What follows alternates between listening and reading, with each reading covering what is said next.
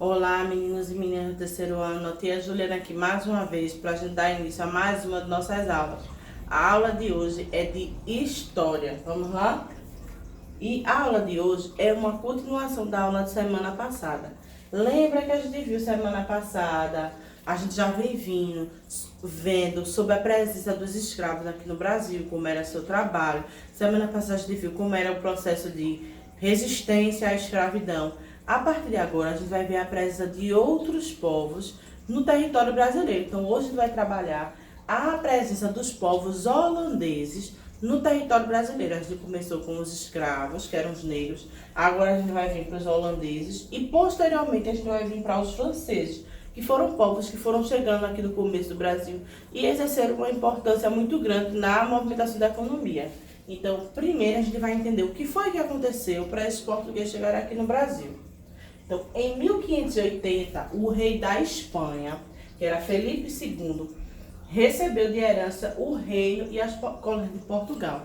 Esse rei aqui não era de Portugal, era da Espanha, e o pai morreu e ele recebeu de herança os reinos, o reino de Portugal e as colônias de Portugal. Ou seja, o rei de Portugal já não tinha mais posse, a posse era de Felipe II. Só que Felipe II já era rei da Espanha.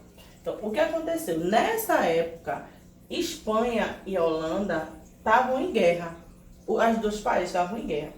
E o rei, agora novo de Portugal, muito esperto, proibiu que o comércio com os holandeses, quando se tornou rei de Portugal. Veja, o reino dele era a Espanha.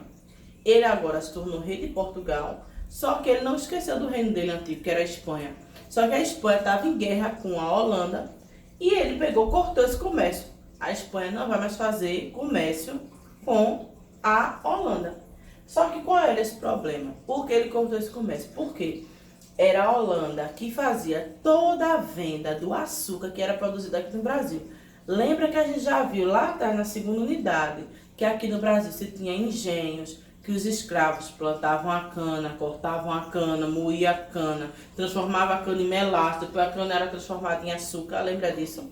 O trabalho pesado era todo aqui pro Brasil. Só que a Holanda ficava com a parte mais fácil, era vender o açúcar. E quando o rei Filipe II ocupou o trono de Portugal, ele acabou com isso. Não, acabou-se esse comércio. Então, a Holanda era que refinava o açúcar.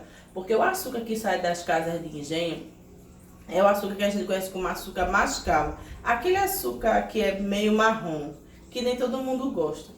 Aí o que a Holanda fazia? Ela refinava o açúcar, ou seja, ficava aquele açúcar branquinho que a gente está acostumado a tomar, botar no suco, o açúcar branquinho. Então era da Holanda a função de refinar esse açúcar e revender para outros países europeus. Então a Holanda ficava com todo o lucro, porque o Brasil era que produzia, o Brasil era que plantava, que fazia todo o processo, a Holanda só ficava com o final do processo e ainda tirava todo o lucro. Então, com a proibição do rei, a economia da Holanda ficou fraca, porque se a Holanda era que tinha todos os lucros e acabou-se esse comércio, a economia ficou fraca, é lógico. Então, por isso, devido à sua economia ter ficado fraca e o rei ter proibido esse comércio, os holandeses começaram a invadir as regiões que plantavam açúcar aqui no Brasil, as regiões açucareiras. A primeira invasão foi na província da Bahia. Então, em 1624, os holandeses atacaram e conquistaram Salvador, na Bahia. Então, além de ser um importante porto de exportação de açúcar, a cidade era a sede do governo geral. Então, a primeira invasão deles foi na Bahia. Porque, além de ser o lugar que mais se tinha exportação, ou seja, saíam os produtos para outros países, essa cidade de Salvador foi a primeira capital do Brasil. Lembra, a gente já viu isso lá atrás. Hoje a capital do Brasil é Brasília, mas a primeira capital foi Salvador, na Bahia. Então eles invadiram aqui por conta dessa importância. Só que o rei não ia ficar para baixo, né? Em resposta a essa invasão, o rei da Espanha enviou para o Brasil uma esquadra com 52 navios. Lembra? Esquadra lá substantivo coletivo português, conjunto de navios. Então foram 52 navios de guerra. Com isso, os holandeses em 1º de maio de 1625, foram embora da Bahia. Então, eles invadiram, passaram só um ano, foi 1624 até 1625, porque o rei mandou os navios de guerra e botaram eles para fora. Só que vocês também lembram, quando a gente deu capitanias hereditárias, que a gente viu qual foi a capitania, as 2 capitanias que conseguiram se destacar devido à produção de açúcar. São Vicente e Pernambuco. Então, os holandeses saíram da Bahia, mas invadiram Pernambuco e aqui eles tiveram sucesso total, porque eles ficaram aqui quase 30 anos. Então, eles invadiram Pernambuco, eles primeiro invadiram a Bahia, porque era a sede do governo, mas não deu certo, o governo botou para fora. Aí eles invadiram Pernambuco, que era a capitania que mais dava lucro no açúcar. A gente já viu capitanias hereditárias, que foi uma das únicas capitanias que prosperaram e continuou prosperando. Então, eles invadiram Pernambuco em 1630. Eles voltaram. Lembra que foi em 1625 que eles voltaram. Passaram 5 anos afastados, se reforçando. Em 1630, voltaram a atacar o Brasil. E dessa vez o alvo foi Pernambuco. Pernambuco era a maior área de produção açucareira no Brasil, era Pernambuco. Então eles miraram o alvo e acertaram o alvo certo. Dessa vez os invasores foram bem sucedidos, conquistando e ocupando Olinda, que era a capital de Pernambuco.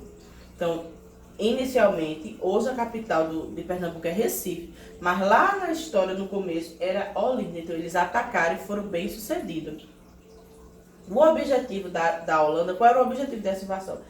Era retomar o comércio açucareiro do Brasil, porque ele tomando aquele espaço, ele ia voltar para o ciclo de negociação do açúcar, que era uma coisa que dava muito lucro, porque praticamente só quem produzia açúcar no mundo era o Brasil, então era uma coisa muito lucrativa. Então, estabeleceu uma colônia no país e foi chamado o Conde Maurício de Nassau, que chegou em Pernambuco em 1637, ou seja, eles invadiram, se organizaram e chamaram essa pessoa aqui que foi muito importante para Pernambuco, que foi Maurício de Nassau. Gente, essa invasão para o governo português foi ruim, porque eles tomaram posse da capitania que dava mais lucro. Mas para nós, pernambucanos, essa invasão foi muito boa, porque a chegada de Maurício de Nassau trouxe muitos avanços para a capital pernambucana, que é o que eu estou dizendo aqui. Durante o governo de Maurício de Nassau, a cidade foi modernizada. Veja que coisa boa. Foram construídas pontes, foram construídas canais, praças, aquelas pontes lá no centro da cidade. A maioria foi construída nesse governo de Maurício Nassau, que era coisa que não tinha, que o governo português não tinha colocado. Então, foi uma coisa ruim para o governo português, mas foi uma coisa boa para o nosso estado, porque evoluiu o nosso estado. Então, além de modernizar a cidade, o que foi que ele fez? Fez uns acordos com os colonos que viviam nessa região para reconstruir os engenhos que foram destruídos durante a invasão. Então, porque quando houve a invasão, se destruiu alguns engenhos de açúcar. Então, ele fez um acordo para que essas pessoas reconstruíssem esses engenhos. Então, só que em 1644, Maurício Nassau voltou para a Holanda. Ele veio, fez as suas mudanças, fez seu governo, mas ele teve que voltar para a Holanda. E as novas pessoas que foram colocadas no poder passou a cobrar dívidas, altos impostos, e as pessoas não gostaram. Então, devido a essa troca de poder, os colonos, as pessoas que moravam aqui, passaram a lutar contra os holandeses. E aí eles foram expulsos do Brasil após 24 anos de domínio. Então, aqui foi um sucesso a invasão holandesa. Eles ficaram aqui 24 anos. Então, só porque Maurício Nassau voltou e a pessoa que ficou no lugar começou a cobrar impostos e dívidas, aí se expulsou eles daqui. Mas a passagem deles por aqui, pela capitania de Pernambuco, foi muito boa pra gente. Então vocês vão ver aí que a atividade hoje também em 2 lugares. A atividade do livro é bem curtinha, só é na 379, ok? Livro. E aqui é uma atividade de pesquisa. Eu quero que vocês, junto com a mamãe, com o papai, pesquise aí na internet, que tem várias obras aqui que são da cidade do Recife, que foi criada na época de Maurício, no domínio holandês, na época do governo de Maurício Nassau. Porque antigamente Recife era muito maior do que Olinda. E lembrando que Olinda é mais velha do que Recife. Então, na hora de redividir, teve coisa que ficou para a banda de Olinda e teve coisa que ficou para a banda de Recife. Você vai procurar aí quais foram as construções tão boas que Maurício de Nassau fez aqui em Recife durante seu governo ou em Pernambuco, ok? Procura lá essas coisas, faz um vídeo curtinho e manda pra tia Juliana ver, tá certo? Eu quero ver os vídeos, já falei na terça-feira que eu só tô recebendo atividade de poucos alunos. Eu quero receber vídeo de Daniel, eu quero receber vídeo de Miguel Barreto, de Vinícius, da Isabelle, de Vitória Vidal. Cadê os seus alunos? De Antônio. Então faça esse vídeo curtinho e mande pra mim, gente. Tem que fazer as atividades, não esqueçam de fazer as atividades, porque tudo isso é importante para o nosso aprendizado. Então faça as atividades, mande para a tia Juliana, que eu preciso ver se está fazendo tudo correto, está fazendo tudo direitinho. Lembrando, as atividades são em 2 lugares: livro e pesquisar as obras que foram feitas por Maurício Nassau, fazer um vídeo explicando, ponto não sei da onde, praça não sei da onde, e manda para a tia Juliana, tá certo? Sempre nos dias segunda, quarta e sexta, das 14 às 17 horas, tá certo? Tô aguardando o vídeo de todo mundo, tá certo? Até a próxima aula.